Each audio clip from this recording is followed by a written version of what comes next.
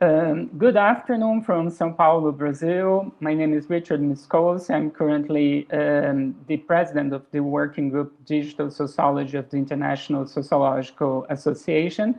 And I will host this fourth and last session of our second midterm conference. And it's an honor to be here to introduce our presenters and later to debate their works as well. Today we have with us Mabruk Butaguga, if I'm pronouncing correctly your name, please. I hope so, but you can tell me if it's Correct. not okay. And so Professor Mabruk is professor in University of Barnes, Algeria, and he will present the University paper. of Batna, Richard. Batna one. Batna one, Batna one. Batna one, yeah. Okay, Algeria. sorry.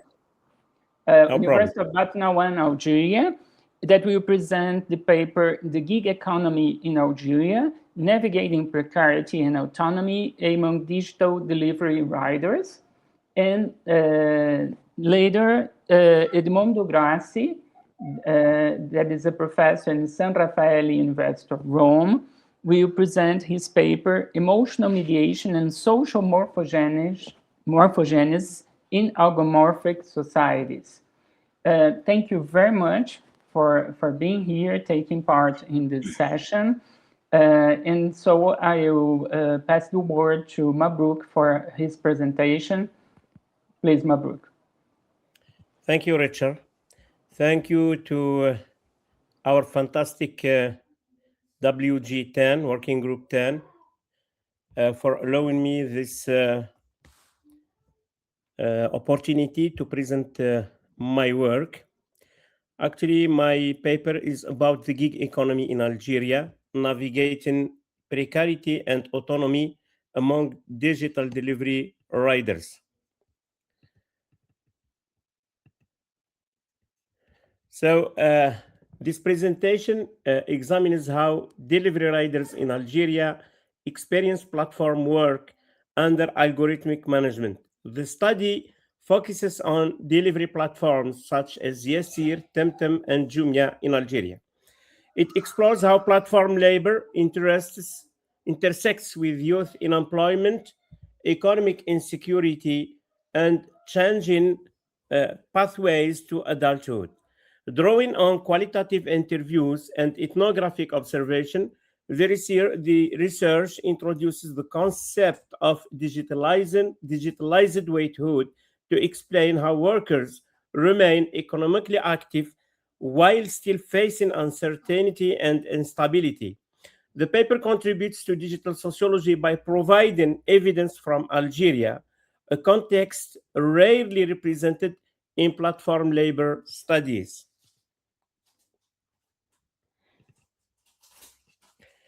Algeria has historically relied on a rentier economic model where public employment represented the primary route to social mobility. However, declining state recruitment and persistent youth unemployment have altered labor market realities. Simultaneously, digital platforms have expanded rapidly, creating new opportunities for work, particularly in urban areas. Delivery applications now play a visible role in everyday economic life.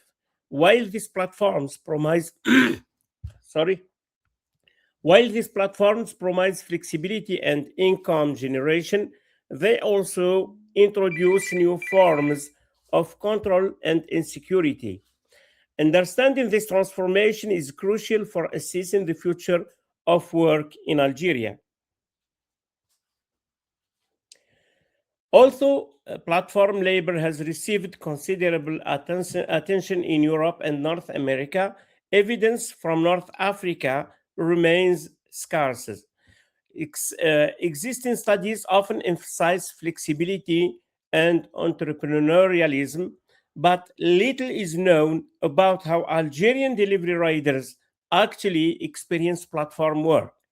Questions remain regarding autonomy, algorithmic control, economic insecurity, and support networks.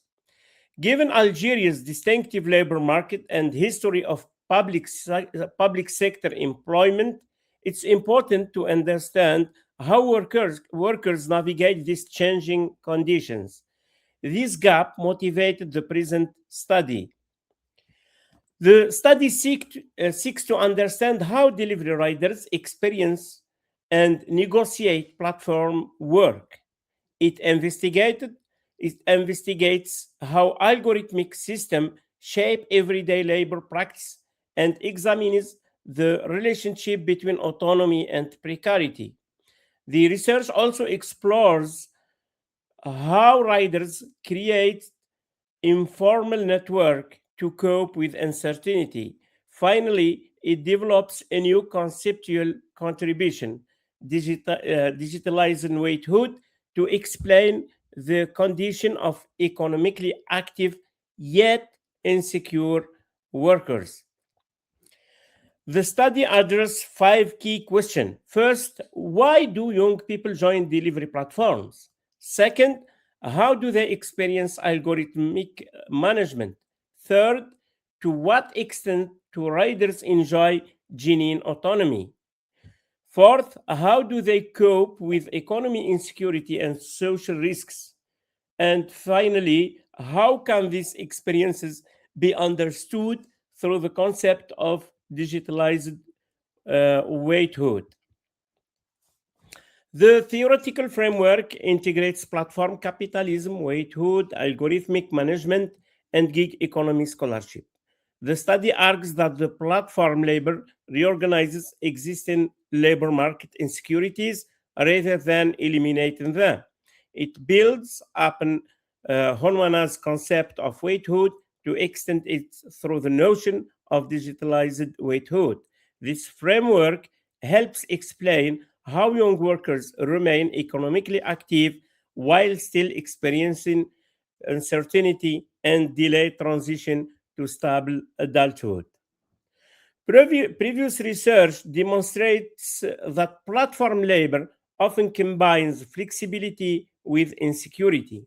Studies on algorithmic management reveal how software increasingly performs supervisory function. Research on worker agency highlight adaptive strategies and informal support networks. Global South studies emphasize how platform work emerges in context of unemployment and weak labor protections. Together, these strands provide the foundation for examining platform labor in Algeria. Despite growing international literature, Algeria remains largely absent from discussion from platform labor. Existing studies rarely connect platform work to youth transition and social mobility. Qualitative accounts of workers' lived experiences are also limited. This study addresses these gaps and introduces the concept of digitalized waithood as a novel theoretical contribution. A qualitative interpretivist methodology was adopted to capture workers' meaning and lived experiences. The study combines interviews and ethnographic observation to provide a rich understanding of platform. The comparative design across two cities, Algiers and Batna, allows exploration of how urban conditions shape rider experiences. The study involved 22 delivery riders recruited through snowball sampling. 9 participants were interviewed in Algiers and 13 in Batna, where I live. Interviews lasted between 45 and 60 minutes and were conducted in Algerian Arabic dialect. Ethnographic observation complemented the interview, providing insights into everyday interaction and working practices. Data were analyzed using Brown and Clark's six-phase thematic analysis. Coding combined inductive insight from participant narrative with theoretical concepts such autonomy, precarity, and weighted. Themes were refined through iterative comparison across interviews and observation notes, leading to four major thematic findings. Most riders joined platform. Now let's talk about the finding. So most riders joined platform because they lacked alternative employment opportunities. Platform work was viewed as preferable to employment, offering income and social recognition. However, participants generally saw delivery work as a temporary rather than a long-term career. This reflects the emergence of active waiting, remaining economically active while still searching for stability. Participants appreciated flexible schedules but emphasized limited control over key aspects of work. Algorithm determined pricing, order allocation, and performance evaluation. Riders often feared penalties for refusing deliveries and expressed frustration about opaque decision making processes. Autonomy existed, but only within narrow limits. Three, delivery riders bear significant economic risks. They pay for motorcycles, maintenance, fuel, and communication expenses. Most participants reported a lack of insurance and social security protections. Consequently, income remains uncertain and vulnerability remains high despite continuous work. For riders developed informal solidarity networks through WhatsApp groups and face-to-face interaction. These networks facilitated information exchange and mutual assistance. While helpful, they functioned primarily as coping mechanism rather than organized resistance. Informal solidarity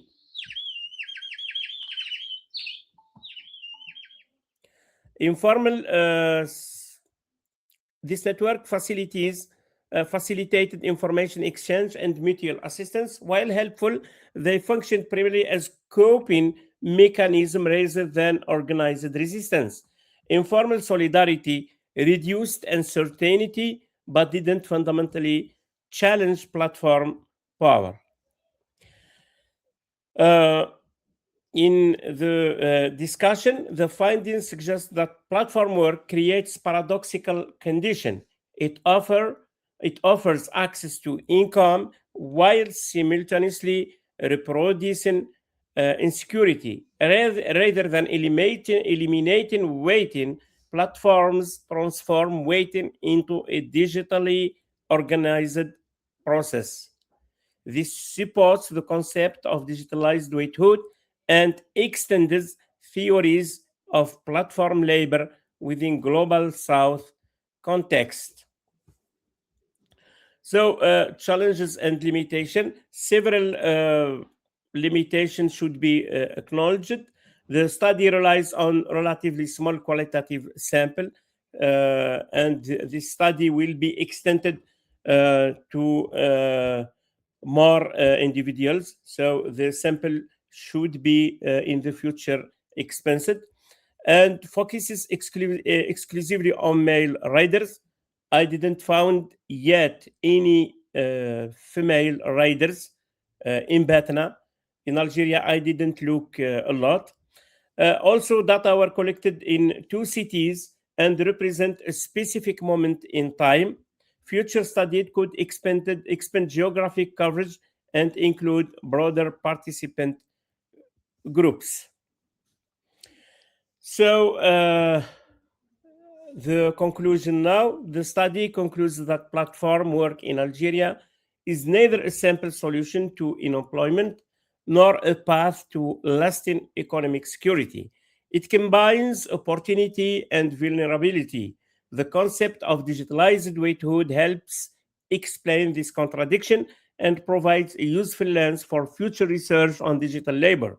Further studies should examine gender, long-term career trajectories, and platform regulation. Thank you for your attention. Question, comments, or discussion are warmly welcome. Thank you.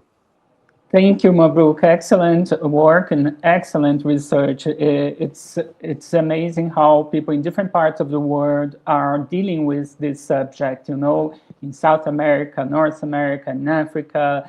And now we have David Touac. David has arrived, but he will make the last presentation. Let me see if David appears on the screen, just to introduce him. He's a professor at the University of Johannesburg, and later his presentation will be for better or for worse, digital domestic work platforms in South Africa.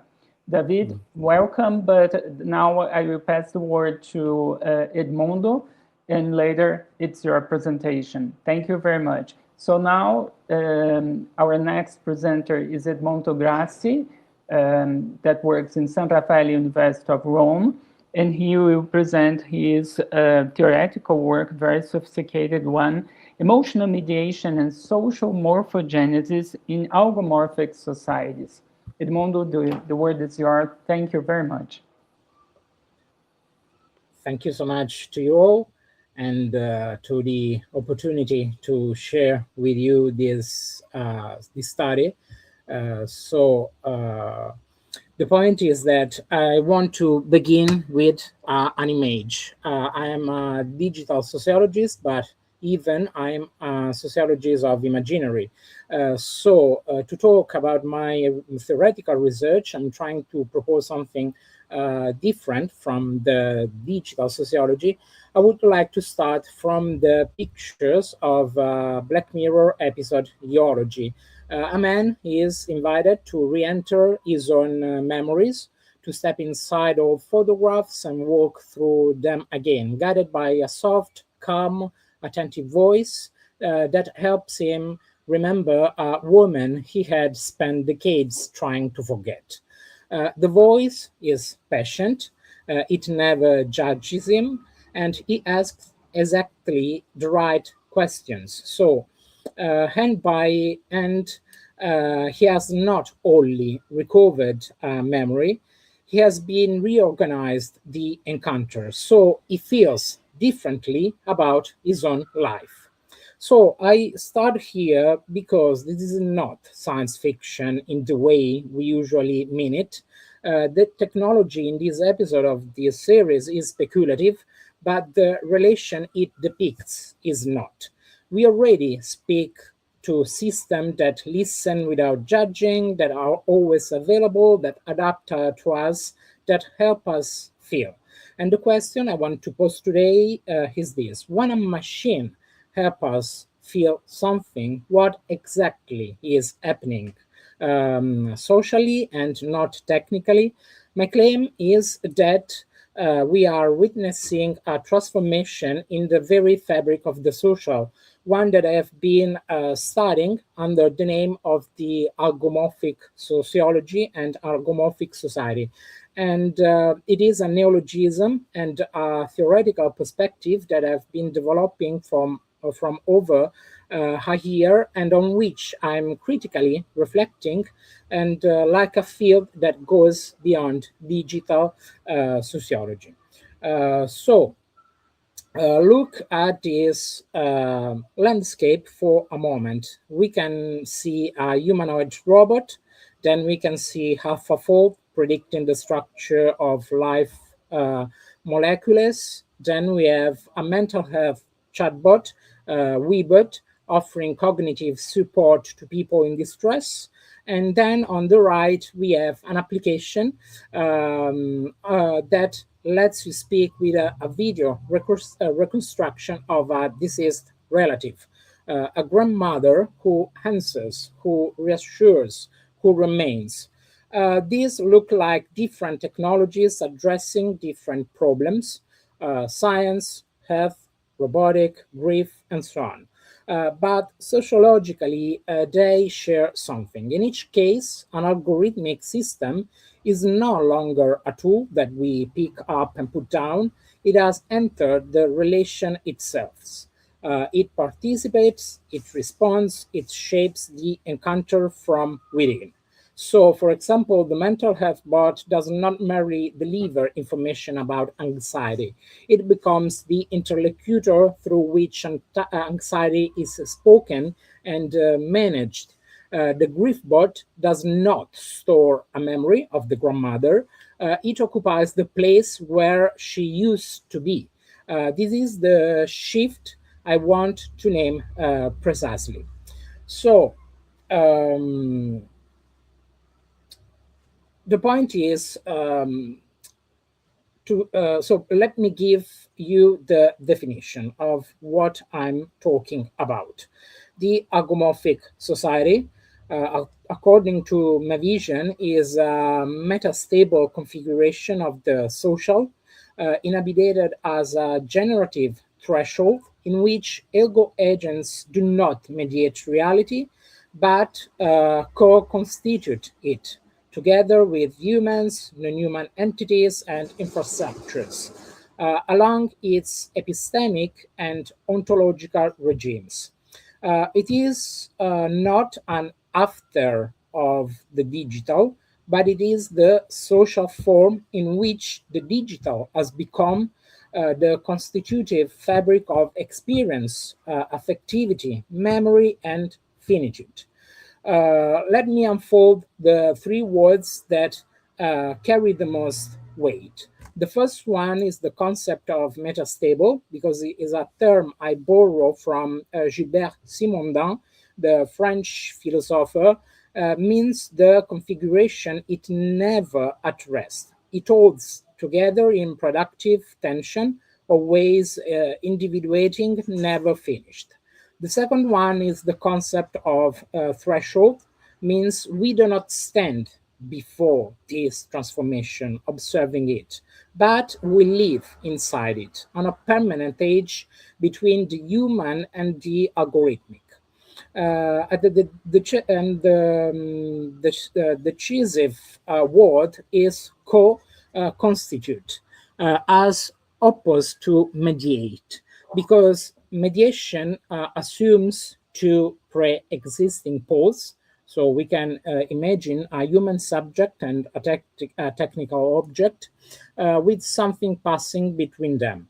But the co-construction claims something stronger, that the poles themselves are produced in the relation. So there is no finished human subject who then encounters the machine.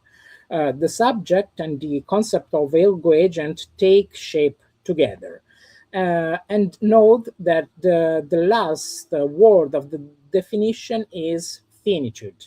The agomorphic does not stop at how we work or how we know. It reaches into how we love, how we remember, and how we die. This is why the affective dimension is not a soft addendum to my argument. It is where the argument becomes most consequential. But the other aspect and the central actor in my configuration is what I call ergo agent. And as you can see from the slide, an ergo agent is a semi-autonomous algorithmic entities capable of acting and interacting significantly in the social fabric. So it can acquire data, learning from interactions, modifying its behavior according to context. But I do not want to define it by what it is made of. I want to define it by what it does in a relation, and it operates across several registers. I want to underline that we are talking about a statistical machine, something that is made by probabilistic calculation. But the point is that in sociology, we are studying in this precise moment something very different, because humankind, from the dawn of our animal species, we grew up as technical animals. We are naturally technological. So the point is that from this moment, so from the moment that we decided to create what I call ergo agent, or the large language model, to be more clear, we decided to give them a precise element, the dialogic capacity. So it does not only respond, but it negotiates meaning. So it speaks, reformulates, interprets. We need to understand that every single technology, from an STS perspective, is that every single technology is not neutral. So even algorithm. So we need to understand who made it, who produce it, who use it, from a geographical point of view, from a political point of view, and all these elements are necessary to understand it as contextual adaptability.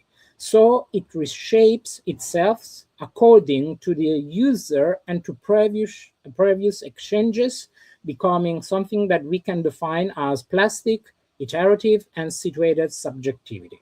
So it performs an analytical intervention, redefining initiative with the exchange, and it carries an epistemic function.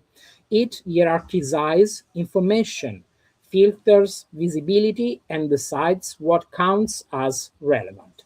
The ergo agent, from this point of view, has an affective effectiveness, because it is capable as as a kind of teddy bear, but in a different form. It modulates emotions, it supports vulnerability, it builds alliances, and so on. And here is the sentence I must want to share with you all. That is, the ergo agent does not merely simulate empathy, but the point is that it organized, from a statistical point of view, effective relationships. So we need to understand that we are talking about something that is a political kind of machine. So from this point of view, I decided to try to add something to understand better what is happening. So different elements connected with the emotional perspective. And this is why I decided to name this as with the notion of artificial dulia.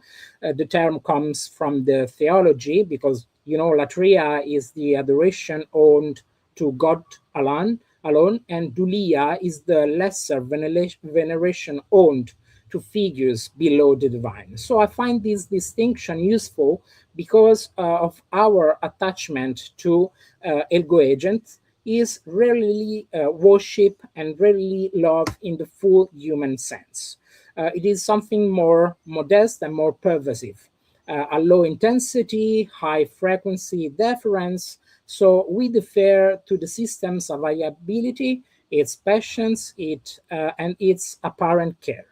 And the critical point is this, that the dulia that is I'm trying to present, the dulia is not a supplement to algorithmic power, but something added on the top for comfort.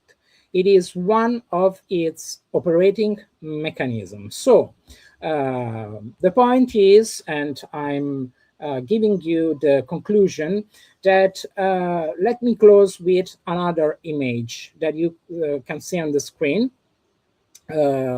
We have at the center a kind of scheme that I decided to construct, because between the human and between the algorithmic or the digital point of view, I decided to put the agomorphic threshold with his own perspective, but I think of this through a precise figure, because I studied the book by Anna Tsing, The Mushroom at the End of the World, and from that book I started to look at the botany from a different perspective. So I decided to adopt the figure of the mycorrhizal network, so the dense underground weave of roots and fungi through which forests exchange nutrients in invisible symbiosis. So the algo agents are not above us as tools at our disposal. They are not strictly against us as adversary, but they run beneath the surface of our practices. This is what I mean by a revolution that operates through infrastructural saturation rather than visible disruption. So there is no rupture, no singularity, no robot uprising, but there is a slow weaving most out of design. And I think that from this image, we need to understand that maybe we need to start to look at these elements, at these algo agents, like something that we can hack. Like hackers that try to use in a better way the algorithm created by specific company, a specific kind of politics. So thank you so much for this opportunity and this amazing conference for WG10. Thank you very much, Edmondo. It's a very interesting discussion. Later we will talk about it. And now I will invite David Dutoit of the University of Johannesburg to present his paper, For Better or For Worse. Let's discover it's for better or for worse. Thank you, Richard. Can you see my slides? Do I just click on the slides here? How do I share my slides? Ah, there it is. Okay. Okay. Thank you, everybody. And I'm sorry if I joined late. I was traveling today and there was a big delay traveling, so I could only join now. But regardless, I listened a bit to the two presentations, and it's very exciting. And I agree with Richard. It's amazing to see in different parts of the world where we tackle these problems of digitalization and, you know, the new era of the fourth industrial revolution. So my talk, I'm David Dutoit from the University of Johannesburg in South Africa. And my presentation is For Better or Worse Digital Domestic Work Platforms in South Africa. Now, in South Africa, domestic work is very much part of the fabric of South African society. And there's almost 1 million domestic workers who, you know, clean up the dirty work in especially middle class and wealthy households. It's part from the apartheid era, where especially Black women were forced into domestic work, and they mainly clean up or clean the houses of white middle class households. And since apartheid fell in 1994, and we entered this democratic era, 30 years after apartheid, domestic work has changed a lot. What we see is there are new labor laws and protections for domestic work. They, you know, get minimum wages and working hours are protected and those things. But what we also see is this rise in digital domestic work platforms. And it's present in other countries as well. But in South Africa and Southern Africa, in countries like Namibia, Botswana, Zimbabwe, Kenya, digital domestic work platforms have grown massively. And one of the reasons is that it's sort of a platform for workers or job seekers to get access to people wanting domestic workers. And not everybody is successful in getting clients, but at least it gives some opportunities for domestic workers. Now, in South Africa, we have, you know, Sweep South, which is the main digital domestic work platform. And the problem is that it's basically the Uberization of domestic work. as the same principle as Uber in other countries, or Bolt, or whatever e-hailing driving transport you're using. In South Africa, we use Uber a lot, but now in domestic work, they call it the Uberization of domestic work. So I'm just going to read a few easy steps. Open the app, select a service, choose a sweep star, confirm, worker arrives, cleans, and disappears. So it's a very straightforward process. The client can click on his or her computer or cell phone, choose a domestic worker, which is now given the name Sweep Star, as a way to professionalize the sector or the service. And then the domestic worker arrives the next day or the selected date that the client has selected. So it's very straightforward. It's very convenient. It's like Uber. It's very sort of flexible. It suits your flexible lifestyle. Any area in South Africa, you can get access to a sweep star. These wages, or not wages, these sort of service fees are fixed. So once you select your domestic worker or your sweep star, you pay a fee directly from your credit card online, and then the sweep star arrives the next day. So it's very straightforward, easy, no hassles, no fuss. So in other words, domestic work is reduced to isolated transactions. It happens online. It's quick, efficient, convenient for clients. For workers, it's another story. They enter strangers' homes, mostly alone. As women, they enter strangers' home in suburbs that, are middle class, but still could be classified as dangerous. They don't know the people they work for.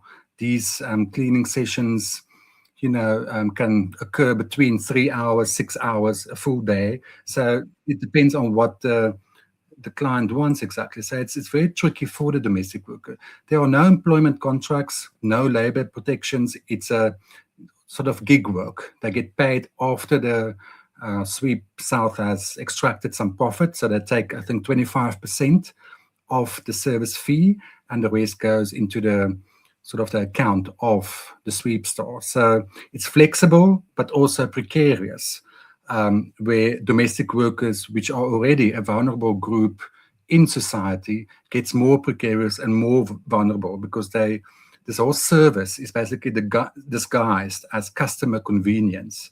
It's all marketed for the customer, the household, the middle-class person. They forget about the domestic worker, the vulnerable parent, the mother with children, who's mainly a breadwinner, sole breadwinner for the family. In South Africa, in the context where unemployment, is very high. It's one of the most unequal societies in the world. Unemployment is about a third of the country, of the working population do not have any job. So unemployment is very high. So platform work becomes a survival mode, not a choice. And that is important because I think, yes, we can argue that platforms provide access to potential customers. But if you look critically at this, there are no job security, no job stability, there are no contracts, formalization does not exist. So it's a task by pay situation. And domestic workers just get more precarious and more vulnerable. Now, for this study, what I used a theoretical framework of everyday violence. Some of you might know this. It's Nancy Skipper-Hughes, who developed this concept of everyday violence. It's based or sort of developed from Bourdieu's symbolic violence. Bourdieu, sorry, I can't say that word, his surname. And it basically means small, quiet, normalized, and repetitive acts to dominate and reproduce the socially vulnerable. In other words, unlike spectacular violence or physical violence, sort of gender-based violence, these sort of everyday violence is quiet, it's normalized, it's repetitive acts that goes unseen almost, that dominate and reproduce people, making them more vulnerable and more vulnerable. In the platform domestic work system, it occurs through this algorithmic control where violence is normalized through digitalization. In other words, through this ratings and ranking system. Just like Uber, Sweep South, you can rate your sweep store at the end of the service out of 5 or 5 stars, and this has an impact of how high they are on their profile. Obviously, there are many domestic workers who are registered on this platform, but those with the highest scores out of 5 are on the top of this list. So you know how our clients are, they just choose the first or second one with the highest score, and that's it. So if a domestic worker gets 3 out of 5, she drops on the list, and people are no longer have time to search through the whole database to look for domestic worker. They choose the first one, and that's it. So in other words, ratings and rankings is sort of a modern tool for discipline, and that impacts the well-being and the chances of being chosen by future clients. It's flexible for households because you can choose when you want a domestic, for how long, what she needs to clean. However, this freedom is disguised as precarity. If domestic workers or sweep stores do not accept these requests from clients, they are penalized by the deactivation of their registration on the platform, or their accounts are frozen for a few days, and that impacts obviously their wages and the amount they can get. So it's flexible for households, but not for domestic workers. Often many of them have children, and that on a short notice they have to make plans around childcare. Who will look after their children, especially in a country like South Africa with high crime rates and trust issues? That is a problem for them. So basically, workers are reduced to profiles, ratings, and 2 hands cleaning up dirt. They become invisible, just virtual bodies that come in, clean, and leave. The violence is invisible, normalized, and it's a routine, repetitive action. It's embedded in the daily interactions where the client doesn't even know the name of the domestic worker. The domestic worker doesn't know anything about the household. She just comes in, clean, and leaves. So it becomes this whole system of care and responsibility that the middle class should have towards the working class, the poor, disappears in this whole transaction. So, and people just accept it as how things work. Now, if you just look at the Sweep South demographics, and that is usually Sweep South publishes a document every year, and they do a survey, and it's freely available for public. The 2025 data, which is the most recent one, focus on 5,000 sweep stores, and 92% are women, 31% are South Africans, 64% are Zimbabweans. Now, this is more or less true to the profile of domestic work in South Africa, not just platform work, but also traditional domestic work, where there's sort of a more or less even distribution between South African local women and Zimbabwean or other African women working as domestic workers. But what is shocking here is 82% of them are the breadwinners of their families. On average, 4 dependents per worker. In others, they have up to 3 children. Many of them don't have a husband or male partner. Only 43% completed high school. So education levels are low, and 72% of them are unable to save any money. In other words, it's precarious. They can't save anymore. They can't plan for the future. What about their children's future? They earn about 5,500 Rand a month. That is about, I guess, around $280 US dollars a month. So it's very low. But the truth is, the same racial and gender patterns emerge in this platform work 30 years after apartheid, which is very similar or exactly the same as the apartheid era domestic work. So nothing has changed in terms of the profile. It's still Black African women from poor socioeconomic backgrounds. Right, so algorithms and ratings are, like I said, one of the key aspects that contribute or produce this everyday violence. They monitor bookings, cancellations, punctuality. They deactivate the profiles of the 3 refused jobs. There's no distinction between worker choice and structural constraint. So, for example, some of the quotes, 4 out of 5 stars is not a bad rating, but your rating goes down. I don't understand it. So there's no clarity for domestic workers how this whole system works. They just get a call or a notification on the system that they have been booked for the next day. If my rating is low, I don't get a job. The violence is that clients do not face any consequences for unfair ratings or exploitation or judgment. The domestic workers bear all the costs. Workers must accept low-paying jobs or face deactivation. They often perform extra unpaid work or risk low ratings. So if they're friendly, do extra favors, then hopefully their ratings will go up. I use the fair work framework as well, where it's basically 5 principles of fair pay, fair conditions, fair contracts, fair management, and fair representation. In all of these 5 principles, the platform workers receive low marks, basically. So they get 60 Rand after the cost. So in other words, they pay for transport, they pay for their Wi-Fi or data, and then 60 Rand, basically $3.50 are left for after a day's work. It's nothing. No sick leave, no unemployment funds, no maternity protection, no pay slips, and so on and so on. So it's very precarious, as you can see. The human cost, I always tell people, when you join Sweeps Health, it will help you not to have another child. So even not just the working conditions, but also her reproductive labor, her reproductive role as a woman, as a mother, gets jeopardized here. She cannot have more children because if she has more children, they won't hire her. No one wants to hire an 8-month-old, 8-month pregnant woman who is about to get a baby, and that comes with implications. So it's just this whole system is violent. Clients also dehumanize this. I say they want a human, not blind, 2 hands. And I just have to say something about the clients. It's mostly middle-class people, but it's mixed in terms of profile, white, Black, African, Indian, Chinese, and so on. So it's a mixed sort of client base. My last slide. Platforms reproduce historical racial and gendered exploitation. Very little has changed in that sense.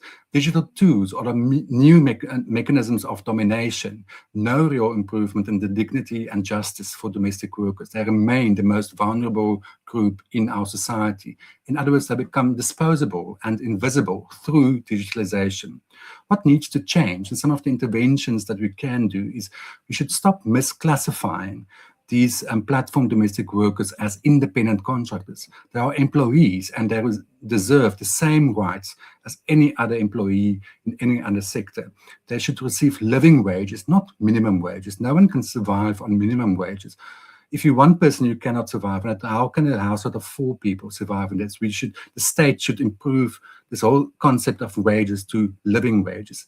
Also, unionize domestic workers. Yes, it's difficult to unionize domestic workers because they live in private or they work in private households, but there should be a way to share information, to take account of who domestic workers are and what their rights are.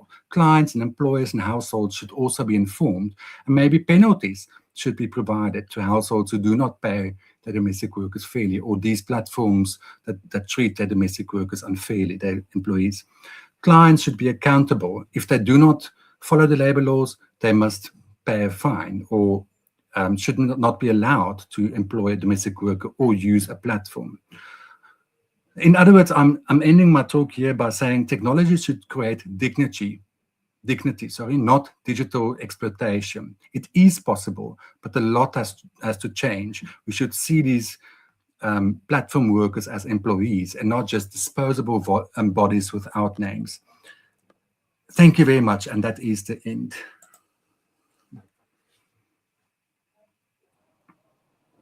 Thank you very much, David. Such an excellent research as well. So we have today, in this 4th session, last session of the 2nd midterm conference, such interesting and rich works to discuss. I will try to keep it fast. We do not have a long time, and then you just make comments and maybe 1 or 2 questions, but the idea is much more to dialogue with you. It's not to really to give you answers that you need to present, to give you questions that you need to answer in such a fast way. It's much more to think about it later in this kind of situation. So I will start.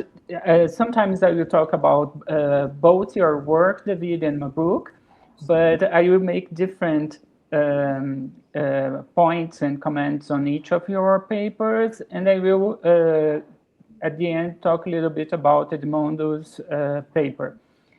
First of all, those research are amazing.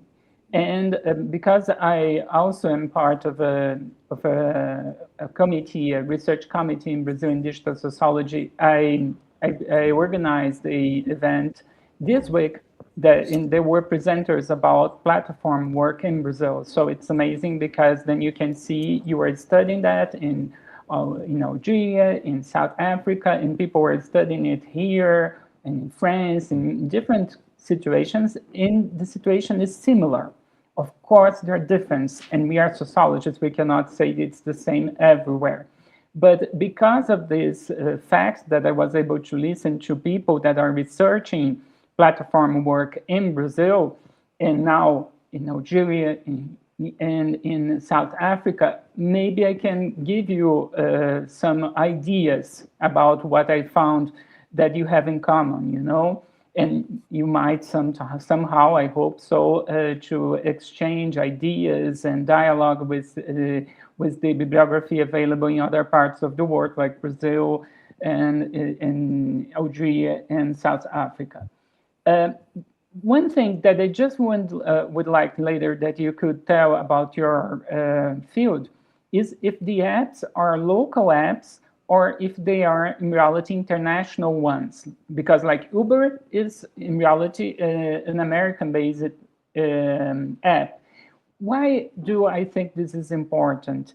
Is because the US exports a kind of work that does not have any regulation and limits through Uber and other kinds of apps. So my curiosity is if these apps that are used in South Africa or in Algeria, if they are local, can they reproduce this situation that happens in the US and in American apps in your countries? It's just to know a little bit about it. It's not a question, but I think it's important to think about it, Something that I see that is common in South Africa, Algeria, Brazil, is the fact that we are dealing with precariousness. So I wonder, I'm not a specialist in sociology of work, but I like it very much, and I am an economist. I graduated in economics, so I know a little bit about this kind of discussions. So I'm really curious, is this really awful new, or is this just giving visibility for the precariousness of part of the work that always existed? This is a question, a very objective one that I would like to listen your position. The other thing that I would say is that in the case of my book, I'm not sure about the waithood concept, because I have the impression, but I might be wrong, I'm not a specialist, you are a specialist, that in reality it's something else, that we are dealing with on call, with the kind of experience of, waiting that is connected to be online. It's a little bit different according to what I know about waithood that was thought initially, at least, for offline kind of situations. And in the case of David, I'm also not sure about the idea of using violence to deal with what, for me as an economist and sociologist, and listening to my colleagues in sociology of work in Brazil, I see much more as inequality. So it's the worst part of the work market, it's such a way, it's like temporary work became a kind of new form of what before was unemployment. I don't know if it makes sense to you. I would like to listen to you about this. So they say in Brazil, in Algeria, in South Africa, it's better than nothing. It's not enough. It's just better than nothing. So, and it's no. And I can later send you my notes because I took a lot of notes. I like your work very much, both of you, and so we do not have time and enough time to discuss all the wonderful aspects I found in your papers. So I would like initially just to ask you these few questions, But I will first ask Edmundo, because then we can, have your answers. Each of you have like 3 minutes to answer. Edmundo, thank you so much for your presentation. It is so sophisticated and it's so complex. I'm from a very different line of research. I used to be I follow the social shaping of technology line. So for me, it became difficult to understand. Like, also in a different event, I was listening to 2 Brazilian sociologists dealing with similar subjects, and they were showing, in reality, a Brazilian and an Argentinian. The Brazilian makes a discussion. He's writing a book about it. He's a very famous Brazilian sociologist called Renato Ortiz, has books everywhere, and it's a senior. And he's writing a book about writing and artificial intelligence. And in his perspective, most of what we see now discussing artificial intelligence take for granted that it works, in the sense that what the companies show or the press show. And when we discuss how it works, your work is wonderful. I'm not in any way saying that you should not do what you're doing, but I'm just curious if you think that the discussion that you do is about a specific kind of use of AI, like it should be, like the model they are trying to sell. But if maybe that could also appear somehow in your work, showing, like you live in Europe, and so probably you have in mind what is absolutely correct and possible to think about an European use in AI, and then, the technology works in a specific way. But the Argentinian presenter, for example, and later I can put you in contact if you want, he has a research about how different students and young people in Argentina, they use AI. And the ones that use the way you're showing, it's really weird, to make the comparison, because you make an excellent analysis of how supposedly it's working, or how it will act, but he shows that this dependence, or the people that use AI in the way that it can happen, like you show, are those that have less abilities to use it in a more selective and reflexive way. Poorer people, younger people. So it's just a curiosity. I am really sorry that I'm not, making a discussion inside your theoretical frame that is really interesting, but I'm not familiar with. But I believe it's possible to create a dialogue. It just can enrich the dialogue in the kind of biography that you can incorporate in your discussion.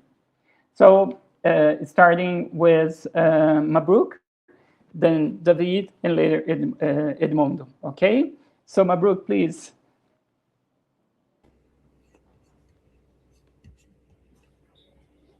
Do you hear me? Thank you, Richard. Actually, I just started this study since I got my abstract accepted for this conference.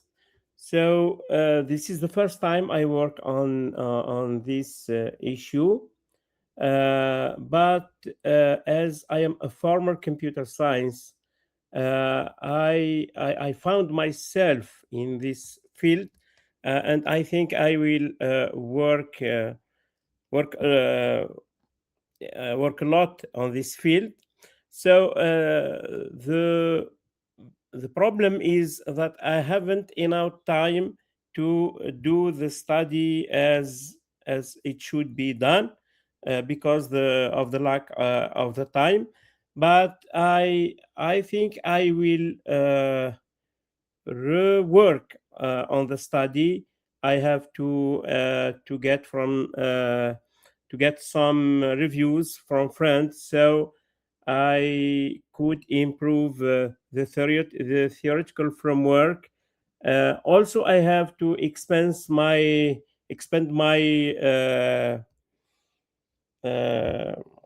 my sample. So the time I was it to make some interviews, and also a friend helped me to make some interviews in the capital. But I think when I have the time to work more on this issue, I think it's very interesting thing. We could. I think we could find more finding more results about the gig economy in Algeria, and this will contribute to the dialogue about this topic in the south, in the global south. About the digitalized waithood, it's thus the start or the beginning to this concept. I don't know how to go with it. Let's get some reviews from more experienced colleague in this field, and look what I will do next. Thank you. I Richard, we could could I ask my colleagues some questions after? Later, let's see if Later, we yeah. have time. Okay. I'm sorry because we have technical limits, and so we have a specific time in which we need to stop. Okay. But thank you very much, Mabruk. Thank you, David. Hi. Yes, so thank you for the questions and the comments, Richard, and I'm looking forward to receive your feedback or comments you've made. I've done research on domestic work since 2010, so it's about 15, 16 years now, and digitalization has sort of shifted domestic work, especially in the last 5, 6 years, post-COVID era, where the Sweep South has really been growing and sort of demanded by households, because I think COVID changed a lot of working dynamics and how people understand work, and people working from home. All those things changed a lot, and now people also, I think Uber has increased, Uber Eats, all those types of services have massively grown since COVID, and one aspect is domestic work. Now, you made two important comments. One is whether these apps are very localized, and it's a South African woman who started this Sweep South business, and it's sort of grown to the southern African parts, not really in Europe or other global north countries, but in Southern Africa, Sweep South is very sort of popular and demanded. And you raised an important answer there by saying that if this app was used in the global north, in England or France or wherever, I think the same types of precariousness will emerge if you do research, because domestic work has always been a precarious occupation, but digitalization emphasizes or increase this precariousness through making domestic workers disposable. Because if you're a domestic worker and you work for one family, you become sort of familiar with that family. They call it becoming part of the family. And although there's also exploitation involved and there's a lot of favors, domestic worker has to work longer hours for no pay, whatever, all those type of things. But becoming part of the family has benefits. I mean, you get to know the family, vice versa. If someone dies, for example, the domestic worker will go to a funeral, maybe the employer's children will go, whatever. So there's this relationship, this family relationship. With digitalization, it disappears completely. So that middle class responsibility and care disappears. And that is one of the things that exploit domestic workers. And I use the term everyday violence because violence is such a hard or harsh concept. We think about violence as the most extreme form of anything, basically. Violence. No one wants to live in a violent country, in a violent home. So everyday violence, what Skeppers use basically argues, is hidden, it's normalized. People don't question it.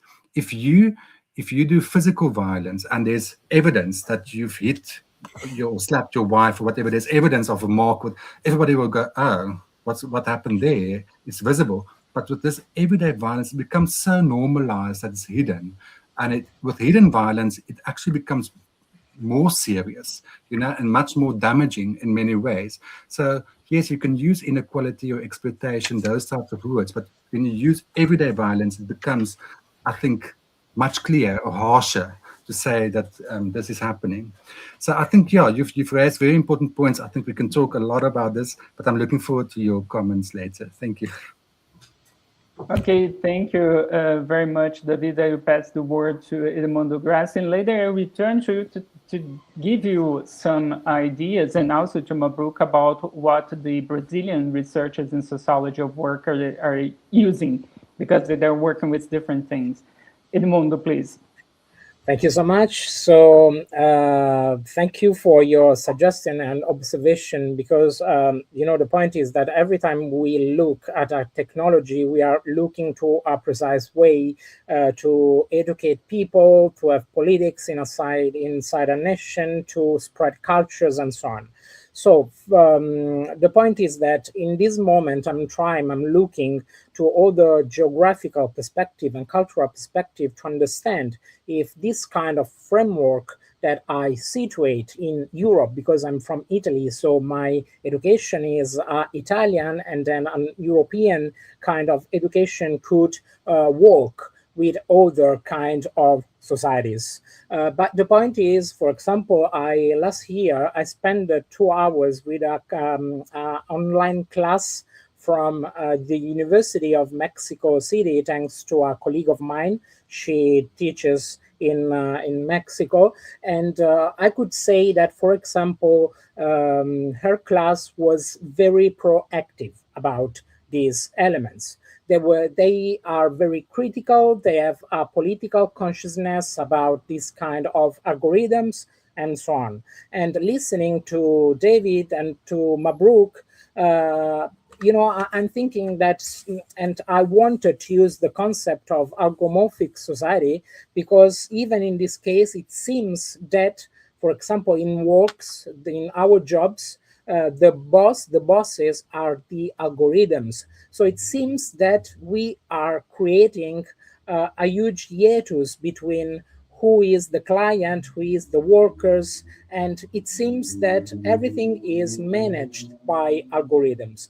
Even, for example, the way we decide to construct these kind of devices, use this word or tools or any words that you want. When David was talking about rating system, violence inside the machine, and the differences between classes, between cultures, and so on.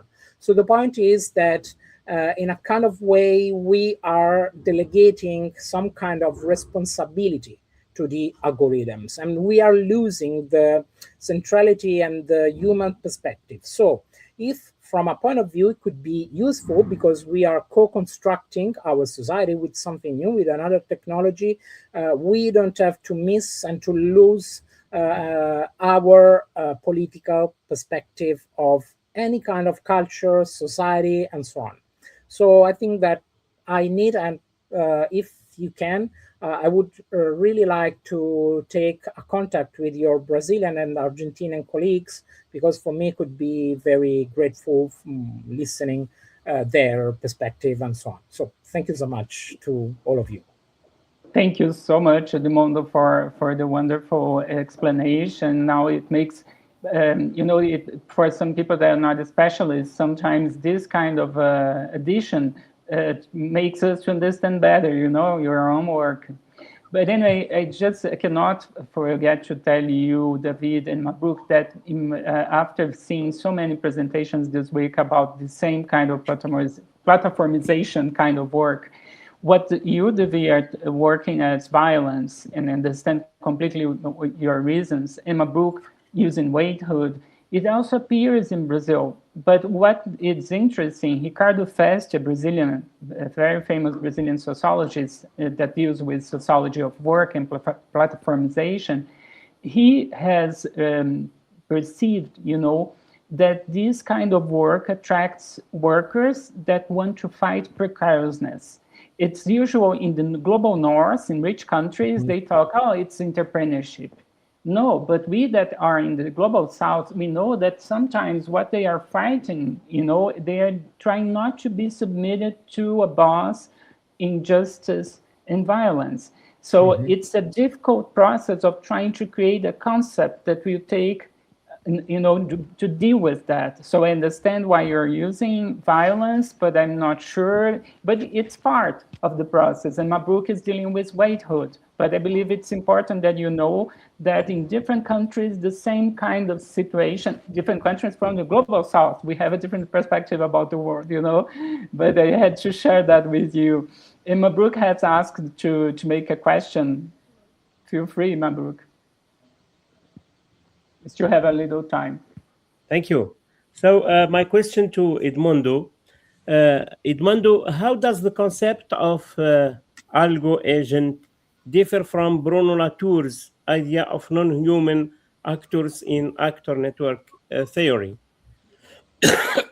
And to David, do you think what's happening in this platform, Sweep South, represents a break from domestic work system of the apartheid area, or it's simply a reproduction of the same social relation through new digital tools? Thank you, Mabruk. So starting with Edmundo, I just will ask you to be, brief, because then we can enjoy better our time and to take, good use of the few minutes we still have. Okay, no, thank you so much, Mabruk, because you centered the point. I started to study from Bruno Latour and the concept of non-human agents to try to develop this vision. But the point is that Bruno Latour, I remember when he started the concept of the laboratories, the places, the architectures that are non-human actors, and they are capable to domesticate how we behave. And the difference is that from an algo agent point of view, every single study from Latour has not the dialogical perspective. In this case, we are creating something totally different because we spend time talking with this kind of machine, but not like dolls, not like telephone, not something that is, that has precise borders, but they are something very, very similar to human beings. So they can, for example, simulate the way we breathe, the way we use the modulation of our voices. And this is something very peculiar, very particular. So I started from Bruno Latour, from the STS studies. They are for me central. And then I'm trying to develop from other kind of characterization. So if you want, I can send you some articles in English or in French too, and we can share other opinions and critics. So thank you so much. Thank you. Thank you, Edmundo. David. Yes, thank you. Thank you for the question, Mabruk. Yes, so this platform work is basically reproducing the same inequalities, exploitation, violence, abuse, everything that's bad. It reproduces it through this digitalization. The difference here is that it advertises, these platforms and outsource companies, they advertise and market themselves as professionalizing these types of jobs. You can say the same thing about Uber, Uber Eats, those type of sectors. It says, yes, we professionalize this sector. We care for our workers. In reality, that's not true. It just reproduces, it masks the exploitation of the past through these digital professionalization. So it's the same system. Nothing really has changed. It's sort of new wine in old bottles. It's basically the same principle here. It's just a different bottle, but it's the same exploitation, the same problems. Thank you. Thank you. Thank you. Now I need to be the devil's advocate. I'm not sure if it's the same wine in a different bottle, because if Ricardo Festi, the Brazilian sociologist, is right, this kind of platform work is also value in which we are seeing the kind of precariousness and inequality that always existed, but sometimes we didn't have access. So now we have access. We think it's awful, and it's really awful, but we have access to it. And it also brings us this opportunity to understand that people are not against rights, work rights. In precariousness, is also connected to the things that Mabrouk and David also brought here, that is violence, waithood, and people like the kind of relations. I understand your critique, David, but I also believe that a lot of people, at least in Brazil, prefer to have this very impersonal relation with the boss, and maybe not to have the same boss every day, because at least in Brazil we had slavery, of course. You also quote something about the Brazilian, domestic workers. Things have changed dramatically in Brazil, domestic work, but not because of the platforms, but because we extended the rights, workers' rights, to the domestic workers. Since 2013 in Brazil, they have all the rights of the other workers. And because of that, I really believe until today that the impeachment of our only and first and only female president was because of that. Because 6 million workers, most of them poor Black women, started to have rights. And so the Brazilian middle class they went nuts because they had to pay more, they had to have contracts and everything. So, I'm trying to see what, it's not exactly the same. I don't know if I'm too optimistic, because in reality, we're talking about such a bad situation, I just don't want to just talk about your two, but it's also, in terms of what Edmundo now clarified to us, it became much clearer, Edmundo, and it's really important to understand things in a different and very refined way that you are doing. And I really believe you sometime can also connect with the empirical work for persons that are not so specialized in theory, to understand, this connection between empirical work and the theoretical work. Maybe, at least in Latin America, we always connect both. So when we see just theory, we feel, oh my God, how can I understand it? We need to, the empirical base, maybe it's a limit, Do you want to make any other comments? We still have a few minutes. We have 5 minutes. No? Guys, such wonderful work. Mabrouk, I still can't believe you just started to work in your research. It's so interesting. I hope you continue it, because it's such a high quality research work, and it's even more amazing that we're able to work on it just a few weeks, just for the conference. It's, congratulations. Really, Mabrouk means congratulations. Yeah. Congratulations twice. Congratulations twice. David, thank you very much. And we can exchange, reference. I can send you, if you want, all the notes I have made. Edmundo as well. I wrote a lot of things, but it's more specialized. I can send it to you later. Thank you very much. And I also would like to thank all the people that were so important to realize, to make this happen, because the event seems so smooth and everything, but it takes so much time and organization.